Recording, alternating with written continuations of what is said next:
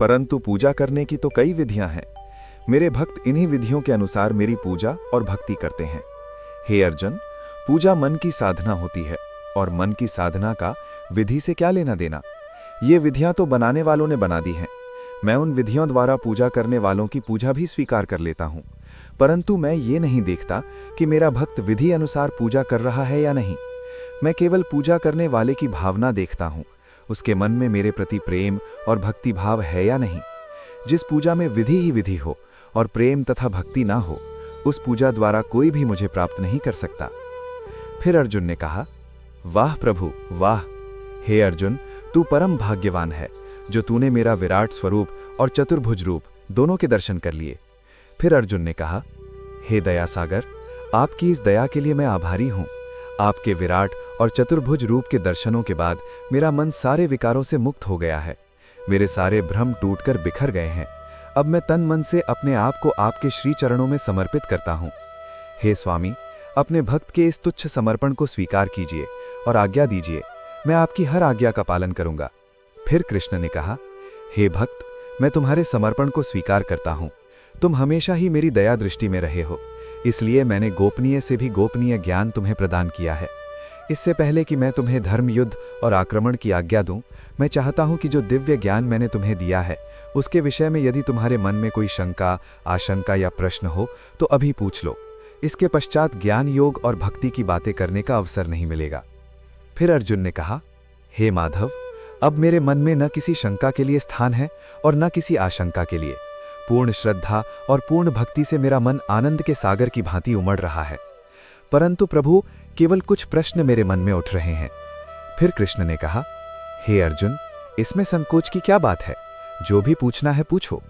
फिर अर्जुन ने कहा, भगवन, आपने जब मुझे अपना विराट रूप दिखाया तो ये भी बताया कि ये विराट रूप संपूर्ण नहीं है, केवल मेरी समझ के लिए संपूर्ण है। इसका अर्थ ये हुआ कि वास्तव में आप इतने विशाल, इतने विकराल हैं कि आपका कोई आकार ही नहीं बन सकता।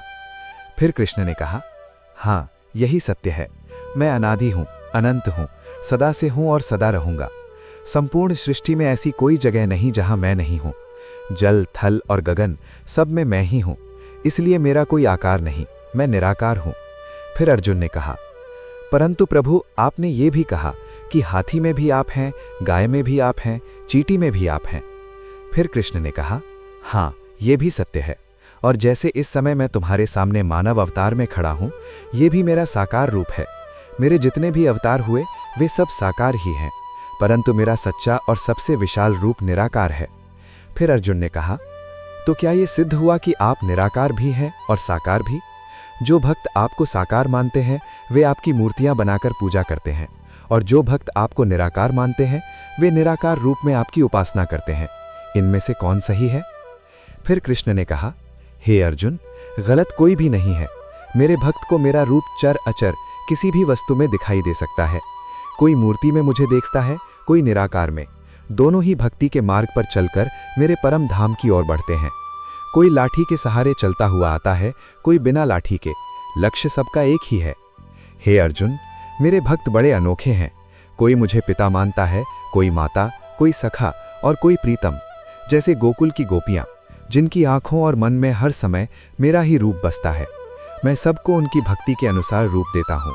पिता भी मैं हूँ, माता भी, सखा भी और प्रीतम भी। फिर अर्जुन ने कहा, तो क्या भक्त आपसे प्रेम भी कर सकता है? फिर कृष्ण ने कहा, प्रेम ही तो भक्ति है। जिसके मन में प्रेम नहीं वो मेरा भक्त कैसे हो सकता है?